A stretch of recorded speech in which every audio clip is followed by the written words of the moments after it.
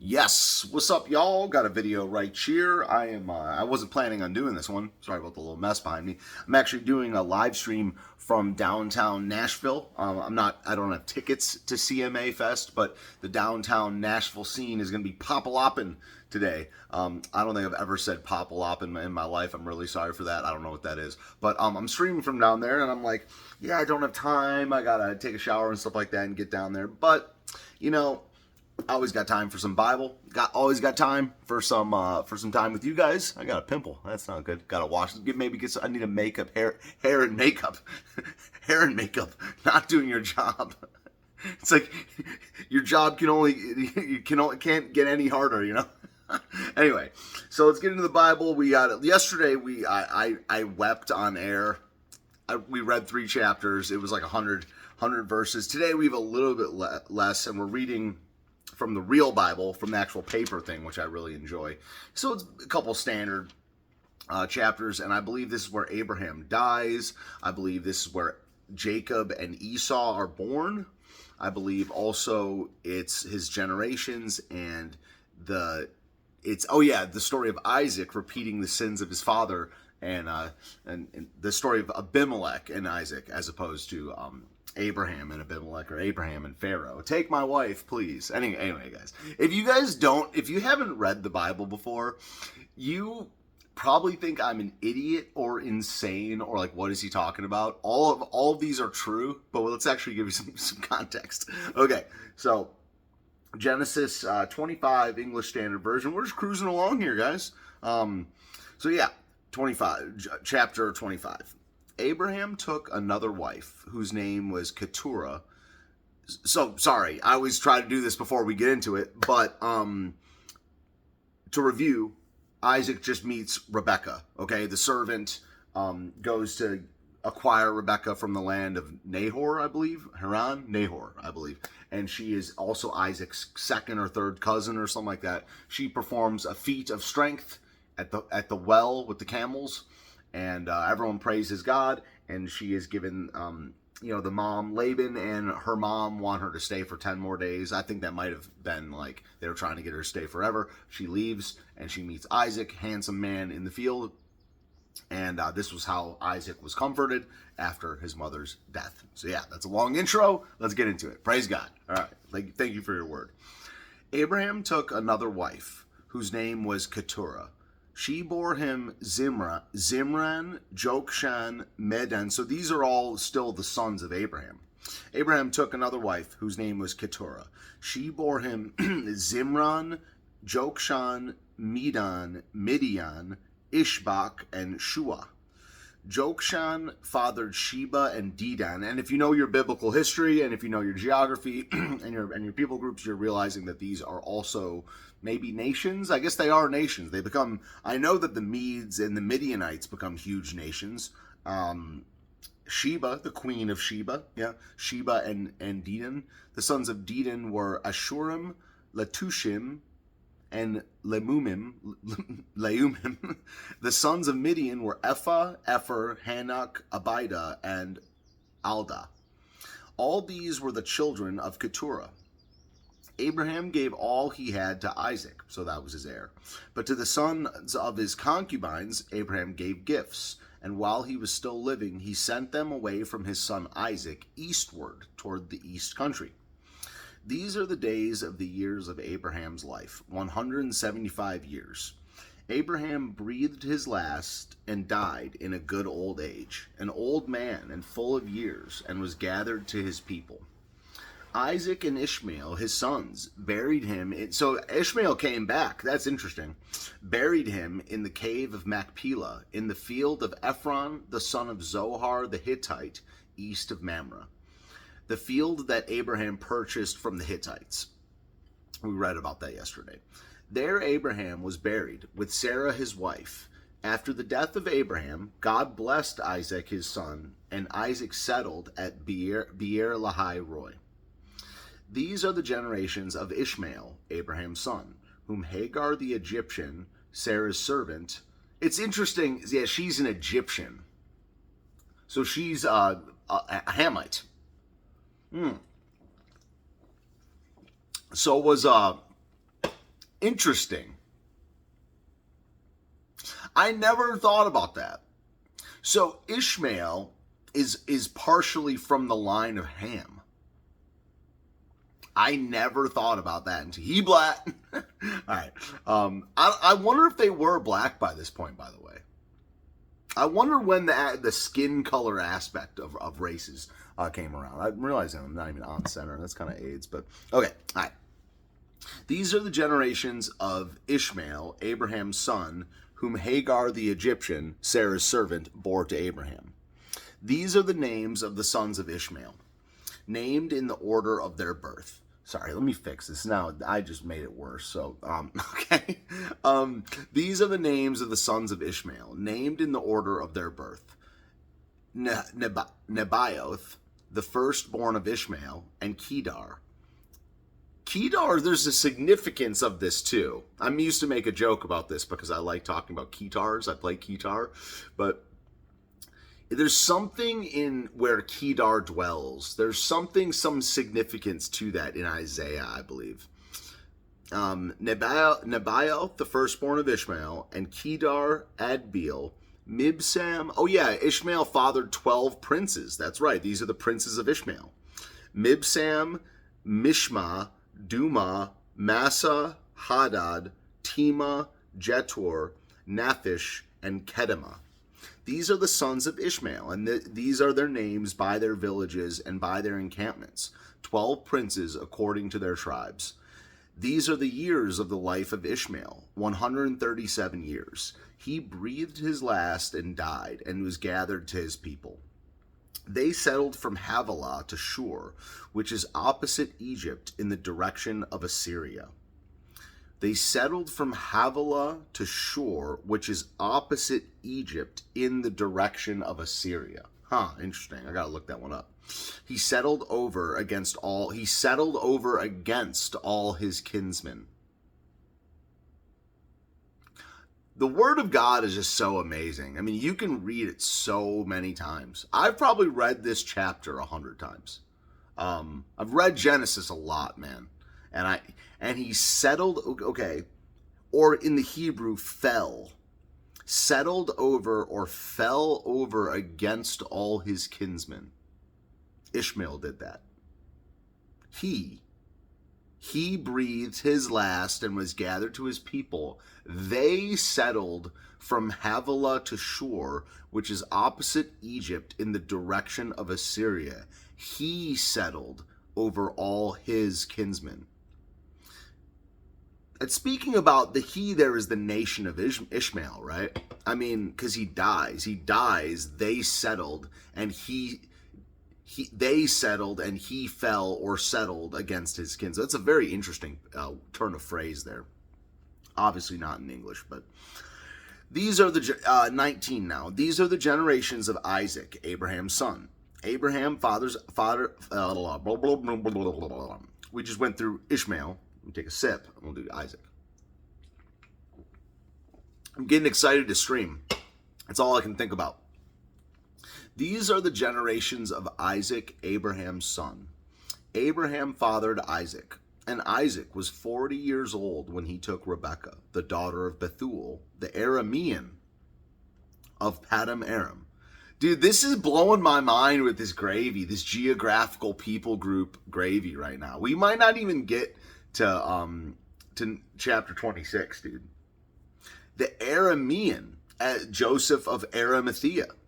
Is that the same? I think it is, right? Of Paddan Aram, and this is thousands of years before Christ.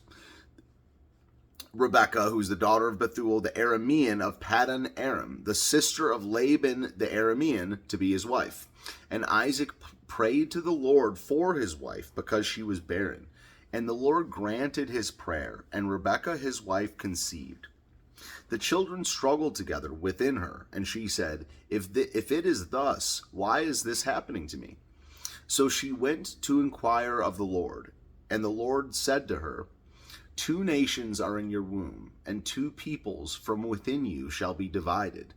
The one shall be stronger than the other, the older shall serve the younger.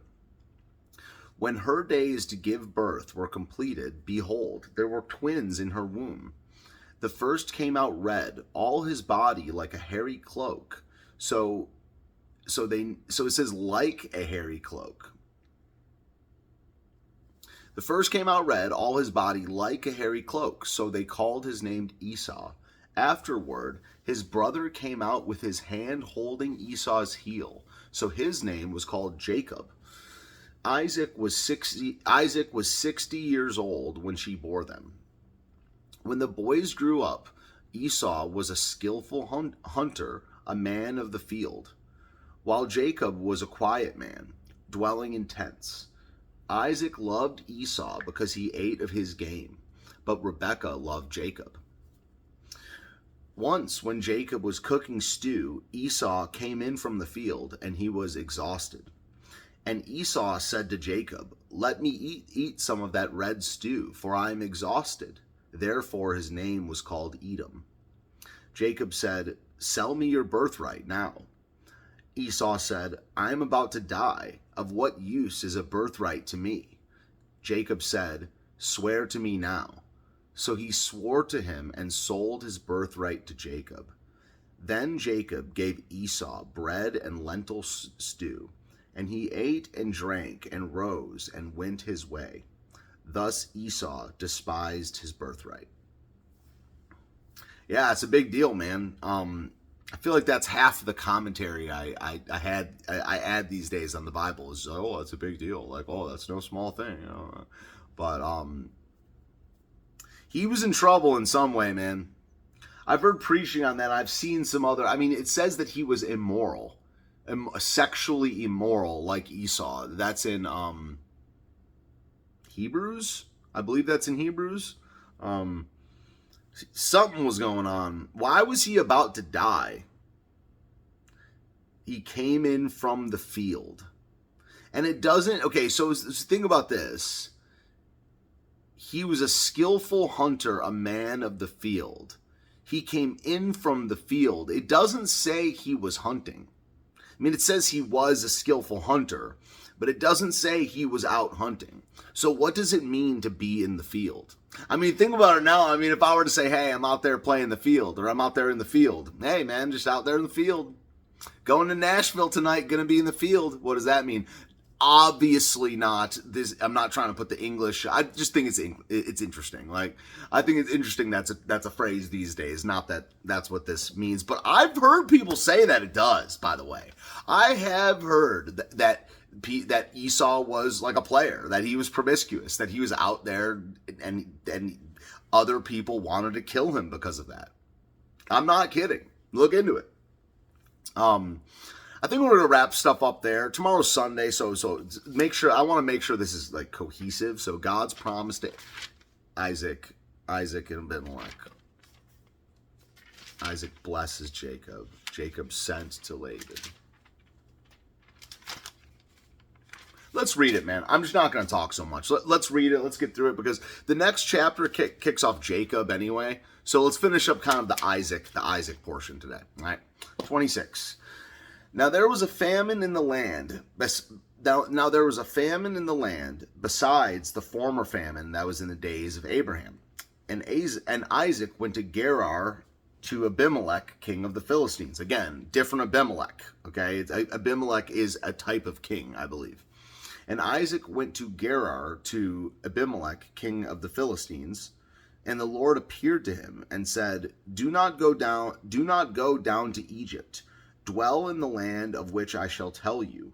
Sojourn in this land, and I will be with you and will bless you. For to you and to your offspring I will give all these lands, and I will establish the oath that I swore to Abraham, your father. I will multiply your offspring as the stars of the heaven, and will give your offspring all these lands. And in your offspring all the nations of the earth shall be blessed. because Abraham obeyed my voice and kept my charge, my commandments, my statutes, and my laws. It's funny that God is saying that to him, and he's like, he will keep this because Abraham kept these things. And by these things, I mean he was willing to kill you with a knife on a mountain, like tie you down, and you were willing to go, and you were willing to do it. That memory, my point is that memory must always be in his brain. This is what he meant by keeping his commands.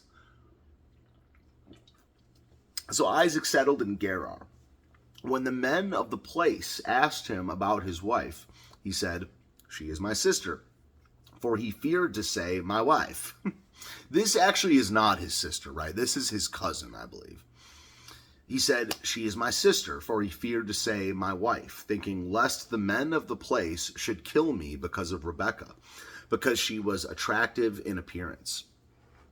When he had been there a long time, Abimelech, king of the Philistines, looked out of a window and saw Isaac laughing with Rebekah, his wife. So Abimelech called Isaac and said, "Behold, she is your wife. How could you then say, 'She is my sister'?" It's interesting, too, that this wasn't even Abimelech trying to get with. He wasn't even saying this to Abimelech. He had told the people of the land, the men of the place asked him about that, and he said, "Is it so?" And Abimelech. So this is a little bit different, actually. It's a little bit different than the Abraham story. So this is 9, or halfway through 9, 26:9. Isaac said to him, "Because I thought, lest I die because of her." Abimelech said, What is this you have done to us? One of the people might easily have lain with your wife, and you would have brought guilt upon us. By the way, pre-law of Moses, pre-10 Commandments, adultery being clearly not okay. God's law is written on man's hearts, man. Then you would have brought guilt upon us. So Abimelech warned all the people, saying, "Whoever touches this man or his wife shall surely be put to death." And Isaac sowed in that land and reaped in the same year 100-fold. The Lord blessed him, and the man became rich and gained more and more until he became very wealthy. He had possessions of flocks and herds and many servants, so that the Philistines envied him.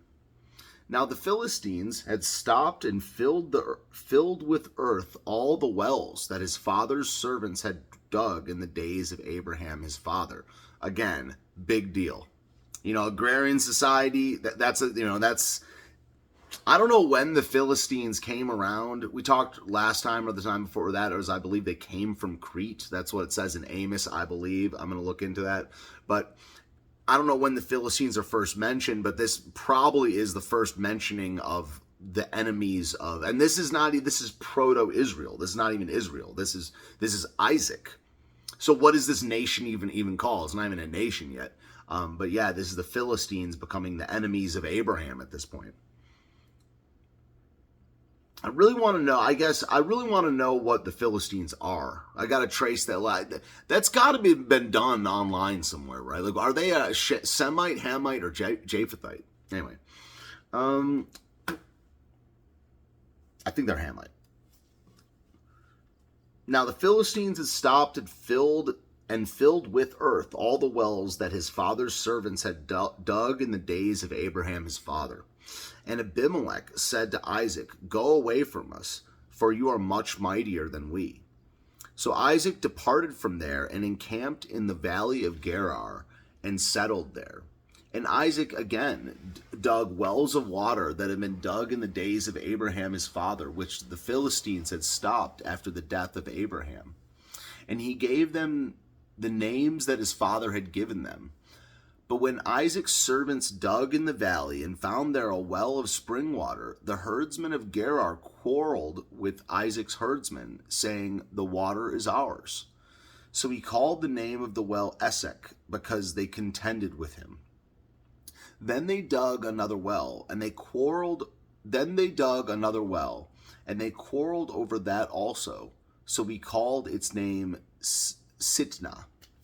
And he moved from there and dug another well, and they did not quarrel over it. So he called its name Rehoboth, saying, "For now the Lord has made room for us, and we shall be fruitful in the land." From there he went to Beersheba. He went up to Beersheba, and the Lord appeared to him that same night and said, "I am the God of Abraham your father. Fear not, for I am with you, and will bless you and multiply your offspring for my servant Abraham's sake." So he built an altar there and called upon the name of the Lord and pitched his tent there. And there Isaac's servants dug a well. When Abimelech went to him from Gerar with Ahuzath, his advisor, and Phicol, the commander of his army. Now, this is interesting too. Wasn't Phicol the commander of the army a guy under Abraham as well? Or am I just thinking of a different book? I'm in like 7 books of the Bible right now, so I believe that's a thing in 2 Kings or something like that. Is that a title as well? That Phicol, commander of the army, comes up sometimes. So anyway, when Abimelech went to him from Gerar with Ahuzath, his advisor, and Phicol, the commander of his army, Isaac said to them, "Why have you come to me, seeing that you hate me and have sent me away from you?" They said, "We see plainly that the Lord has been with you." So he said, "Let there be a sworn pact between us, between you and us, and let us make a covenant with you, that you will do us no harm, just as we have not touched you, and have done to you nothing but good, and have sent you away in peace. You are now the blessed of the Lord. Have sent you away in peace. You are now the blessed of the Lord." Unquote. So he made them a feast, and they ate and drank. In the morning they rose early and exchanged oaths. And Isaac sent them on their way, and they departed from him in peace. That same day Isaac's servants came and told him about the well that they had dug, and said to him, "We have found water." He called it Sheba. Therefore the name of the city is Beersheba to this day. It's interesting how Sheba, that they called there's a little note here. W, yeah, well, I'm not going to look that up. I'm not going to change. Yeah, so they named it Sheba, Shibah, and the Queen of Sheba, the region of Sheba, and the people group is spelled Sheba. And then the name of the city that they named Beersheba to this day is the spelling of the latter. Like there's 2 different spellings of that root in the same verse. That's what I'm saying. It's kind of weird. Sheba, 4. Sheba sounds like the Hebrew for oath, is what it says. Man, what a mess. I'm glad God is so much greater than man, because all the grabble of the language and the people groups and the history over the years, the only one that could preserve the word for real is God himself. I'm so glad. I'm so happy I don't have to figure all this out for myself, dude. The name of the city is Beersheba to this day. When Esau was 40 years old, he took Judith, the father of Beeri the Hittite, to be his wife. And Basemath, the daughter. That sounds like a death metal band, not a woman's name. Basemath. It's actually a pretty solid band name. I'm sure it's taken. It just goes too hard. It just goes too hard to not be a band name, right? Hittite. Judith, the daughter of Beeri the Hittite, to be his wife, and Basemath, the daughter of Elon the Hittite. And they made life bitter for Isaac and Rebekah. 2 people groups, man. The story of 2 peoples is, and it's not always the same peoples, but that is so much of the Bible. It's just the story of 2 paths, 2 peoples. You know what I mean? So that's it. We extended it. These videos are getting longer. I like them, dude. Are you out there? Are you enjoying them? I love them. Just to break the fourth wall a little bit. I get to read the Bible, get to speak my mind. And I'm not gonna lie, man. I'm playing with my calendar over here. I'm gonna say something that like so many people are just gonna be like, "I told you so," or they're gonna be like, "Yeah, I knew you. This was always gonna be," because it was a year. You know, almost about just over a year ago, we stopped the Daily Ignoramus. Episode number 1103, right? And I think I'm bringing it back, dude. It won't be called the Daily Ignoramus. I don't like that ignoramus thing. I'm not into that, dude. I want to get as far away from that label as I can. But the 10, something about the 10 a.m. spot. So, and I'm thinking about doing 9 a.m. Central. There's something about absolute Eastern 10 a.m. You know what I mean? Like, there's something about my biological clock, or like, even if I was in Antarctica, whatever time that is like my broadcasting clock would be aligned to 10 a.m. Central Time USA. So I'm bringing it back, dude. I mean, I don't know what the future holds because I have school, obviously, in the fall. Right now, I don't. I have school online. In the fall, my schedule is gonna change. So we might have to change it up, but dude, I have this summer right now, and I'm not really doing anything during that time slot, and I don't know. It's too much to get into. We just read the Bible. We'll leave it at that. But I'll be back on Monday, 9 a.m. USA. I'm having trouble with my morning. I need a discipline to do in my morning, and a discipline that involves accountability as well. In a weird way, being live like that's accountability. You know, I feel bad when I miss a stream. If I cancel, I must tell people. So, you know, in a weird way, it is accountability. But there's many thoughts going on in my head. I love you, Lord. I'm going to go stream. I think it's going to be a good day today. You guys are great. Thank you for bearing with a year-long midlife crisis, dude. It's still kind of going on, but I think I finally, in the last couple weeks, have it kind of dialed back. I have it kind of locked in again. My house is going okay. My spiritual life is coming back. I'm in school, the routine, all these good things. I love it. I'm feeling good. God is great. I'm not worthy of him. I'm not worthy of the cross. I love you. See you guys tomorrow for probably 27 and 28. We've got the blessing of Jacob, and then we got Jacob being sent to Laban. So it is what it is. See you around, streaming like an hour or something like that. See ya.